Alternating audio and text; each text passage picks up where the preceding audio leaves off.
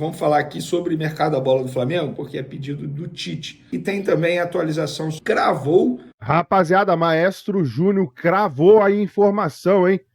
Flamengo fecha 2 negócios nesta segunda-feira.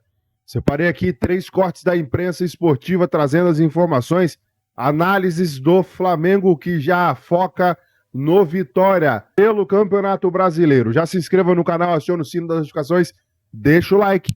Bora pro vídeo. Da tabela também a gente teve algumas mudanças interessantes. Vasco trocando com o Atlético Mineiro, por exemplo? E a gente teve os 3 primeiros colocados, Botafogo, Palmeiras e Flamengo vencendo. Na parte de baixo, quem não estava pontuando também passou a pontuar. O Grêmio, por exemplo, teve uma vitória fundamental contra o Vitória, que não tirou o Grêmio da zona do rebaixamento, mas ajudou a dar uma respirada. Como eu já disse, o Fluminense também deixando a lanterna da competição agora para o Atlético Goianiense. Então, assim, foi uma rodada importante desse Brasileirão nessa virada de turno, né? E assim, também faz com que a gente passe a ter uma expectativa muito grande. Eu estou com uma expectativa muito grande para esse segundo turno, por conta das contratações, as equipes reforçadas, os jogadores que voltaram da Copa América reforçando as suas equipes. A gente falou muito aqui com relação aos desfalques do Flamengo durante a Copa América, porque obviamente foi o time mais desfalcado.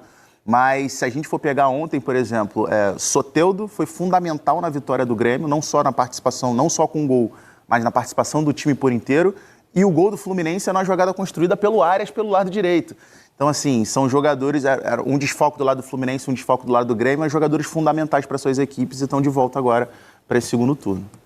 Tudo bem, Joninha? Agora vamos para o lance mais inusitado do final de semana, que foi o pênalti marcado para o Flamengo na partida contra o Criciúma, né, PC? É isso. Que deu um nó em muita gente que desconhecia a regra, mas o juizão sabia a regra direitinho. E estava super concentrado, né? O Maguelson Barbosa, que é lá do Distrito Federal, apitou em casa.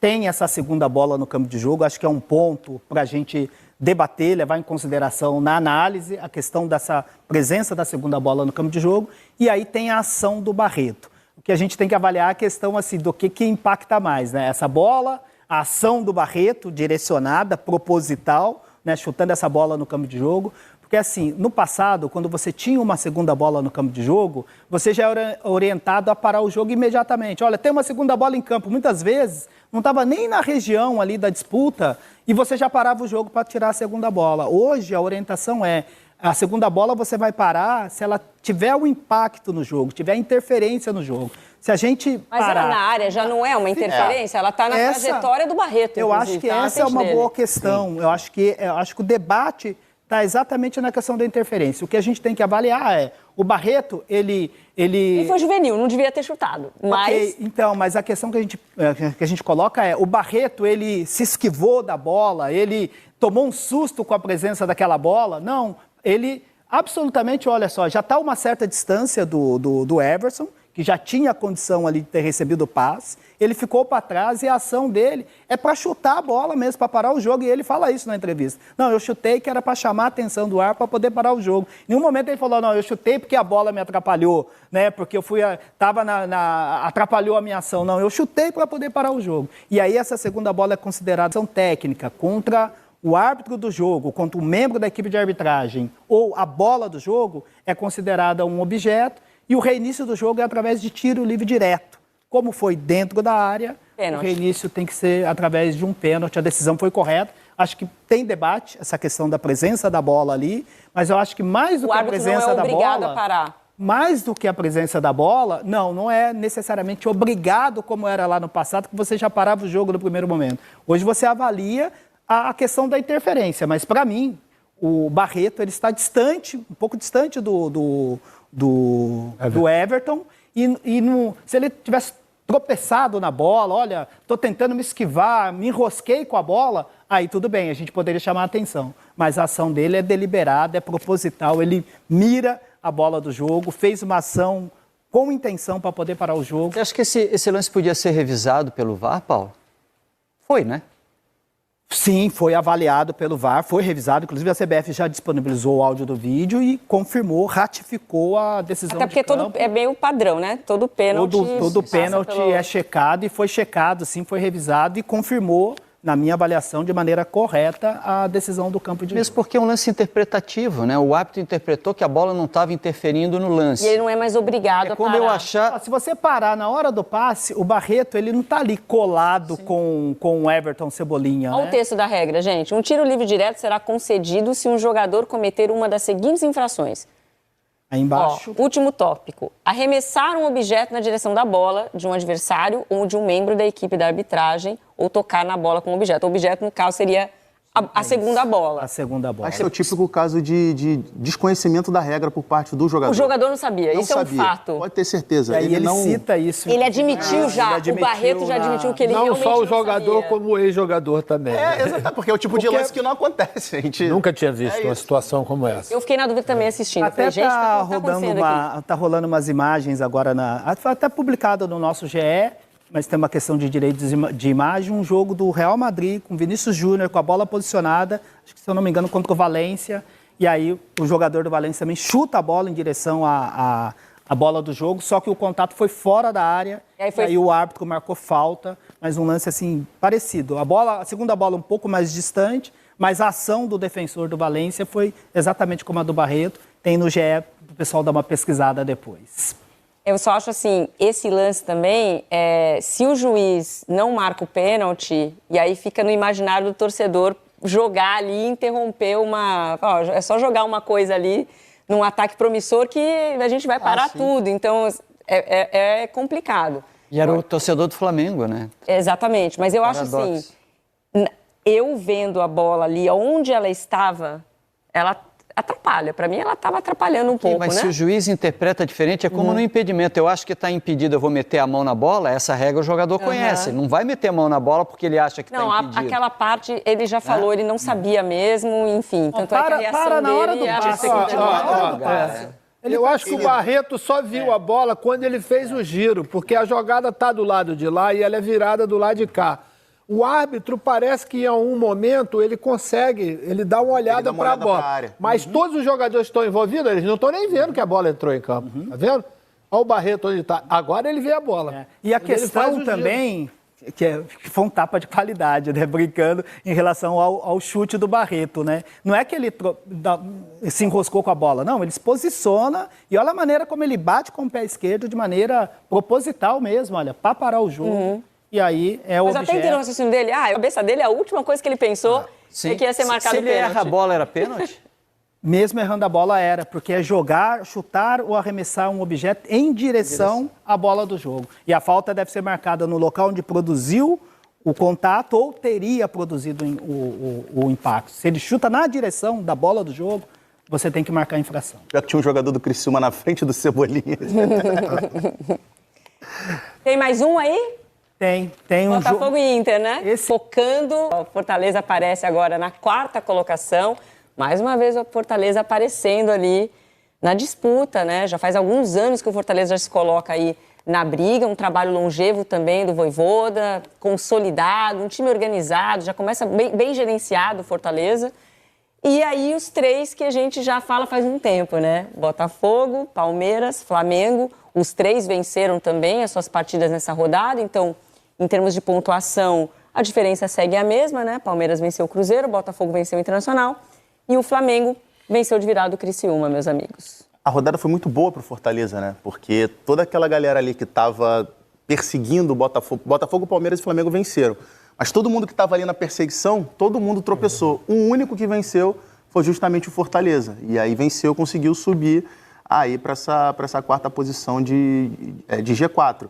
Não dá para tratar o Fortaleza mais como novidade, né? É um time que a gente se acostumou a ver nos últimos anos, com exceção de 2 ou 3 anos atrás, que a gente viu o Fortaleza ainda estava nesse processo de crescimento, sofrer muito com essa questão de disputar muitas competições. Fortaleza todo ano joga ou Libertadores ou Sul-Americana, Copa do Nordeste, Campeonato Cearense, Copa do Brasil, Brasileiro. Então, naquele momento, o Fortaleza ainda estava com dificuldade com relação à formação de elenco. Hoje, você olha para o elenco do Fortaleza, você já consegue ver um time que tem peças ali para conseguir disputar 2, 3 competições. Vai sofrer? Claro, vai sofrer, como todos os outros times que disputam mais de 2, 3 competições no ano sofrem também. Mas é um Fortaleza que a gente se acostumou a ver na parte de cima da tabela E com gelo para contusão, a bola veio no Maracanã, ele jogou o gelo na bola, desviou a bola. Não pode mais, Renata. Olha, quando eu vi o lance, eu falei, ele não vai falar, o jogador falou, não, eu me confundi, né? Eu fui numa bola, só que tava valendo na outra. A impressão que eu tenho é que ele vai igual a sinuca, que o Rodrigo Bueno é campeão metropolitano de sinuca, de bilhar, de snooker. Ele bate uma bola ali para desviar a outra, hein, Renata? Nunca tinha visto aquilo. carambola. Carambola. É interessante esses lances, né? Porque são lances, eu costumo falar, pitoresco, né? Inusitados, assim, que a gente não espera e que a gente não está acostumado, mas que está previsto na regra. Então, eu acho que isso é muito interessante. A gente tem... E outro ponto que é interessante é quando a gente fala de duas regras diferentes na mesma situação. Você tem a regra 5, que é a questão da bola externa, né? De um objeto, uma bola extra no campo de jogo. E você tem a questão da regra 12, que é você arremessar ou tocar a bola com outra bola, com outro objeto. Você tem que casar as duas. E isso ele erraria. Mas falando, Edu, até em lances inusitados, não é a primeira vez que acontece. Nós temos outros exemplos de lances assim. Eu até coloquei no meu Instagram. Tem um lance, se não me engano, de 2014, eu não lembro o ano, mas do Robinho no Atlético Mineiro contra o Cruzeiro, também acertando a bola com chute, só que era fora da área. Tem um lance do jogador pegar a bola com a mão. Quando o adversário entra na área dele, ele arremessa a bola com a mão na bola adversária, na bola, e aí dentro da área dele o árbitro marca pênalti. Então a gente já tem outros lances assim, mas não é comum. Realmente é algo que acontece raramente, mas que a regra prevê. Está previsto. E aí, se você arremessa, se você toca a bola com outro objeto, com outra bola, é tiro livre direto. Seja com a mão, seja com o pé, seja com a cabeça, é tiro livre direto. A questão é, dentro da área, tiro livre direto é pênalti. É indiscutível. Aí você tem a questão da interferência da outra bola, e isso pode se discutir, né? Porque isso cabe até interpretação.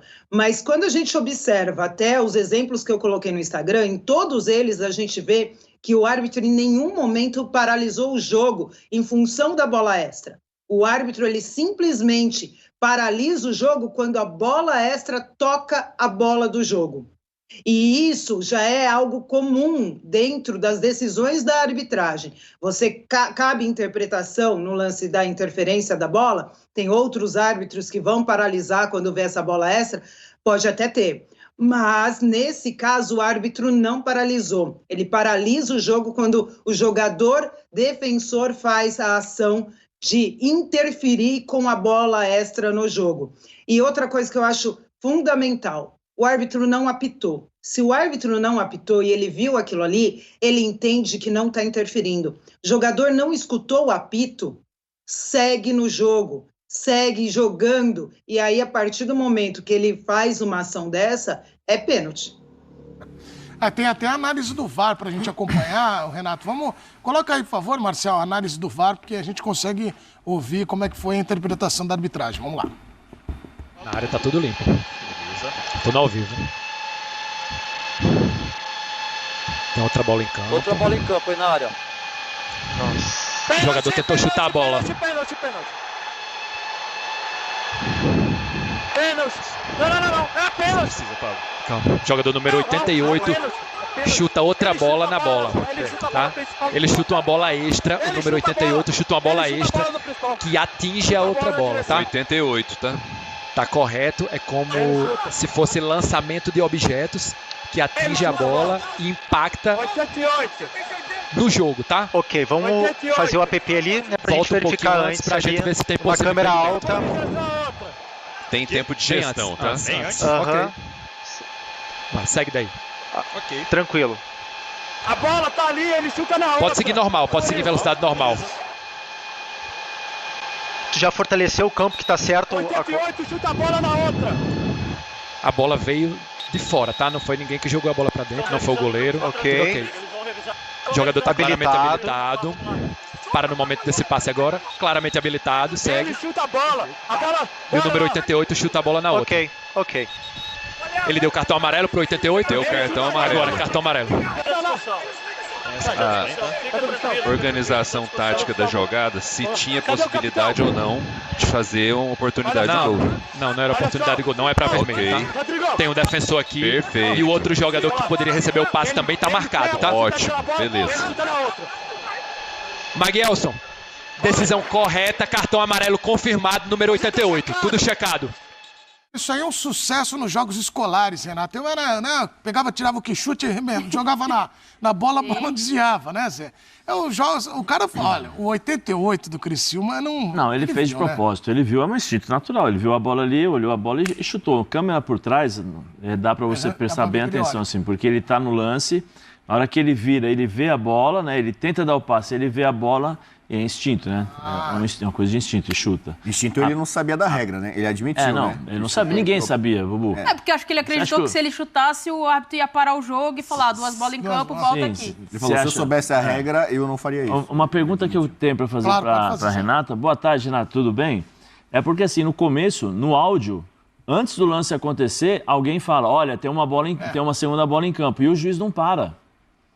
Aí a minha dúvida é a comunicação interna, ou seja, o Bandeira avisou o árbitro, ou foi o quarto árbitro? Não sei, ou o VAR não entra nesses casos, né? Nesse caso, essa voz que apareceu antes avisando sobre ter uma segunda bola em campo, deve ter sido da equipe de campo, né? E aí ele poderia ter parado, né? O VAR, ele realmente não entra nessa questão ali, olha, tem uma bola extra. Se você tem essa comunicação, ou é do VAR interno ali, entre eles apareceu uma bola extra, ou é do campo, justamente o assistente pode ter avisado. Então, assim, o que a regra fala? Que você não precisa parar imediatamente o jogo por ter uma bola extra em campo. Você só vai paralisar a partida se essa bola extra interferir no jogo. Eu acho que esse é um ponto que, por mais que eu concorde com a penalidade, faltou eles analisarem. Mas essa bola extra interfere no jogo ou essa bola extra faz o jogador que chuta a bola faz com que ela passe a interferir? Então, eu acho que essa interpretação e essa análise faltou. Eles foram só para a regra 12 e em nenhum momento analisaram a regra 5, que eu falei de um objeto extra no campo de jogo, de uma bola extra no campo de jogo. Apesar de eu ficar com a penalidade. Eu acho que precisa de uma análise mais completa, porque você tem mais de uma regra envolvendo ali. E aí essa interferência é muito relativa, né, Zé? Porque no mesmo dia depois, o Palmeiras jogou com o Cruzeiro, a bola estava na lateral no meio-campo, e aí tinha algumas bexigas que entraram em campo ali na área do Palmeiras, e logo o árbitro parou o jogo e já falou assim, não cobra o lateral, tira essas bexigas de campo. Então, muitas vezes, acaba aquela questão de administração. Falar que o árbitro não cumpriu a regra, a gente não pode falar. Ele realmente, eu acho que até ele foi muito bem, porque não é todo árbitro que tem esse domínio, não é todo árbitro que acontece uma situação dessa e já consegue aplicar a regra. Então, ele foi muito bem nesse lance, mas quando você tem uma bola extra no campo, um objeto extra no campo de jogo, é aquela questão de você analisar e administrar. Então, essa questão de avaliação, para mim, até faltou no VAR e faltou no campo, apesar de eu achar que o pênalti foi bem marcado. Agora nós temos um outro lance, que é do Cruzeiro e Palmeiras. Também falaremos sobre Gabigol, largou o aço na diretoria do Flamengo e cravou o futuro dele no Flamengo. A gente vai falar sobre isso também. E tem também a atualização sobre volante. O Flamengo perdeu o Marcos Antônio para o São Paulo. E agora? Vai atrás de outro ou não vai buscar ninguém no mercado da bola? E tem também uma informação atualizando a possível saída de Matheus Gonçalves, já que o Red Bull Bragantino tenta a contratação em definitivo desse jogador junto ao Flamengo. E hoje pela manhã, os jogadores treinaram no CT Ninho do Urubu e iniciaram a preparação para pegar o Vitória na quarta-feira, lá no Barradão, jogo 8 horas da noite, jogo difícil, mesmo Vitória brigando na parte de baixo da tabela, mas jogar no Barradão nunca é fácil, sobretudo por conta do péssimo gramado. Mas péssimo gramado, pelo visto, não é problema para a diretoria do Flamengo, até porque eu considero um erro absurdo da diretoria ter levado o jogo contra o Criciúma lá para o Mané Garrincha por conta do gramado. Que gramado horrível! mas a preparação foi iniciada. Fica a dúvida se Bruno Henrique ficará à disposição. Na atividade de hoje, ele ficou novamente no departamento médico fazendo tratamento da entorse que ele sofreu no tornozelo, e fica a dúvida se ele vai conseguir se recuperar a tempo. Ainda é dúvida. O Alan retorna de suspensão, não estava à disposição contra o Criciúma, por conta de uma suspensão, e ele retorna ao time. Antes de falar da continuidade aqui na situação do Flamengo, falar do Gabigol, só uma informação que a gente apurou mais cedo: o Rames Rodrigues, eleito o craque da Copa América, jogou muita bola com a seleção colombiana na Copa América, vai rescindir com o São Paulo essa semana.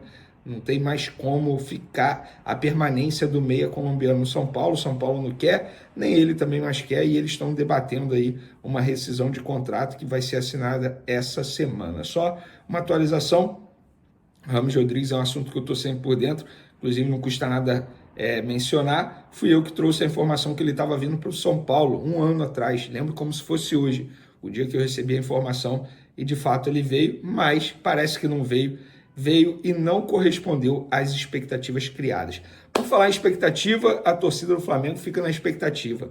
Qual será o futuro de Gabigol? O que será definido? O Gabigol ontem voltou a ser decisivo, fez gol da vitória do Flamengo. Gol de pênalti, não importa. Bateu o pênalti, bateu bem, fez gol e garantiu os 3 pontos para o Flamengo. E após o jogo, ele deu uma entrevista na saída de campo ao canal Premier e ele falou sobre tudo, inclusive sobre o carinho que ele tem recebido dos torcedores do Flamengo. Abre aspas: em todos os lugares aonde vou, sou muito bem recebido. A torcida faz algo maravilhoso comigo. Eu nunca esperei ser tão acarinhado assim em todos os momentos, bons e também nos ruins. Tenho entrado e buscado meu espaço, treinado bastante, mas eu tenho tido poucas oportunidades. Acho que meu último jogo como titular foi há 5, 6 meses. Isso é muito difícil. Às vezes eu tenho entrado, às vezes não, mas tenho tentado dar meu máximo. Ajudar o Flamengo é o que eu mais quero. E como falei, muito feliz pelo gol, é sempre muito especial fazer gol pelo Flamengo. Bom, sobre essa declaração do Gabigol, com todo respeito ao Gabigol, ele não vem jogando bem, mas por mais que tivesse entrando bem, vai tirar quem do time, assim, com todo respeito? O Pedro? Não tem como. O Luiz Araújo também está jogando bem e são características diferentes. Ele hoje é reserva imediato do Pedro. E o Pedro vive uma fase absurda com a camisa do Flamengo. Perdeu o pênalti contra o Criciúma, mas marcou o dele, que foi o gol de empate, um gol importante. E ele também respondeu se merece uma vaga no time titular. Isso não sou eu que tenho que falar. O nosso time é muito qualificado. É um time com grandes jogadores de seleção. Tem o Pedro, artilheiro do Brasil. Arrascaeta na seleção, os outros atacantes estão entrando muito bem. Até os meninos, o Lohan e o Matheus Gonçalves, foram muito bem. O que eu tenho que fazer é trabalhar e o resto deixar com meus empresários. E, na verdade, também curti bastante. A torcida comigo é sempre muito bacana. E o atacante também deixou escapar que já foi decidido que ele vai embora em dezembro, quando termina o seu contrato. A minha vontade, todo mundo sabe, foram acordadas muitas coisas que não foram cumpridas. Não agiram de uma maneira boa, na minha opinião, com o ídolo. Tinha sim uma possibilidade de sair agora, tanto por causa de minutos jogados, porque sinto que preciso ter mais minutos. Claro que respeito a decisão do treinador, creio que ele vai sempre fazer o melhor para a equipe, mas sinto que preciso de minutos, pegar ritmo. Isso só consegue jogando. Em comum acordo, a gente conversou, decidiu esperar um pouquinho, como todos souberam, teve algumas negociações. Como decidiu que vou embora em dezembro, voltei ao jogo, fiquei muito feliz em entrar hoje. Pena que não foi com vitória. Não, na verdade, ele errou. Foi com vitória, inclusive, gol dele aqui. Bom, ele largou o aço na diretoria do Flamengo, falou que o que foi acordado não foi cumprido, e ele está se referindo ao acordo verbal que a diretoria do Flamengo teve com ele por uma renovação de contrato por mais 4 anos, ele recebendo um aumento absurdo. Vocês vão se recordar que, na ocasião, a repercussão negativa fez com que Rodolfo Landim não assinasse a documentação. Inclusive, o próprio Rodolfo Landim já falou muitas vezes sobre isso. Não importa quem acordou com ele. Eu não acordei, eu não assinei o papel. Eu sou o presidente, sou eu que mando. Se eu não assinei, é porque não teve acordo, não teve nada.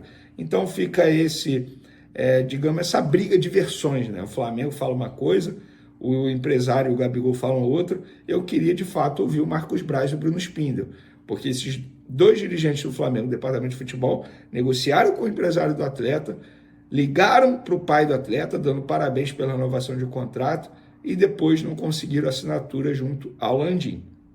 Se é certo ou errado a renovação, isso é uma outra história. O que foi acordado não foi cumprido. Isso o Gabigol está certo. E ele, portanto, criticando a diretoria do Flamengo.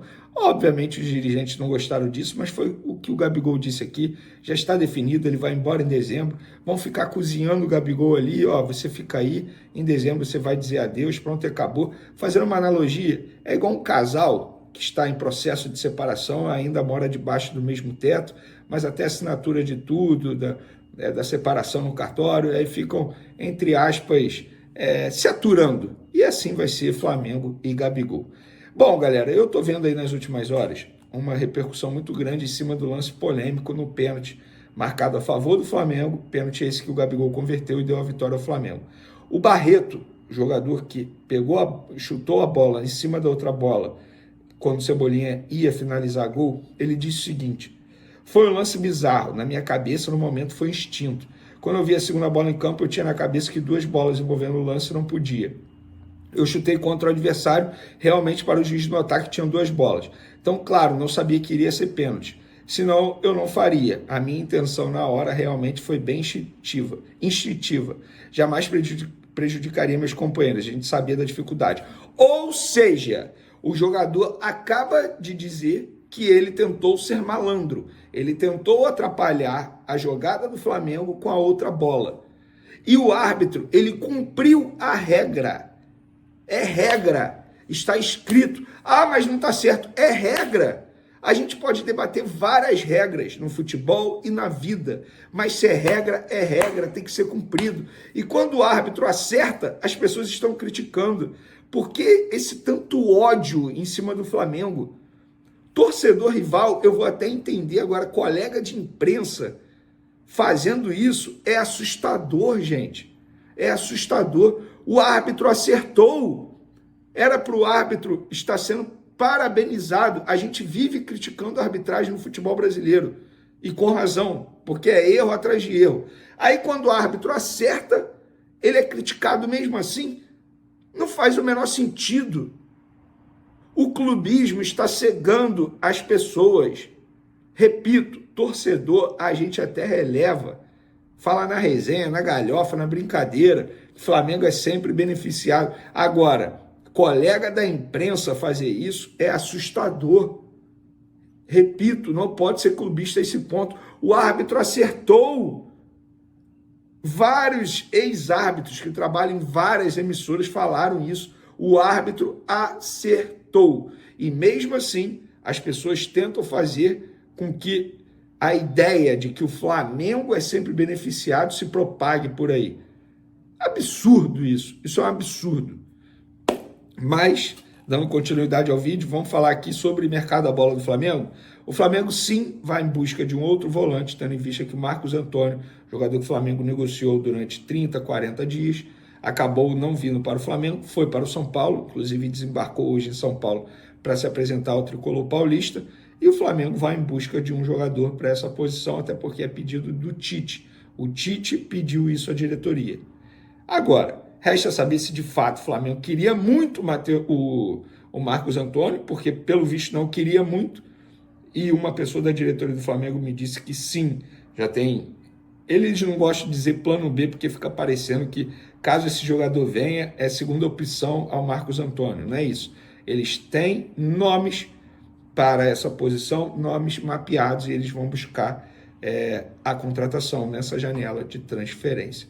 Matheus Gonçalves tem uma reunião nessa segunda-feira com os empresários do atleta, Red Bull Bragantino, Flamengo, e eles estão debatendo aí valor, forma de pagamento. O que me falaram no lado do Flamengo é o seguinte: a canseira que eles deram na gente na venda do Léo Ortiz, eles vão ter também nessa situação no Matheus Gonçalves.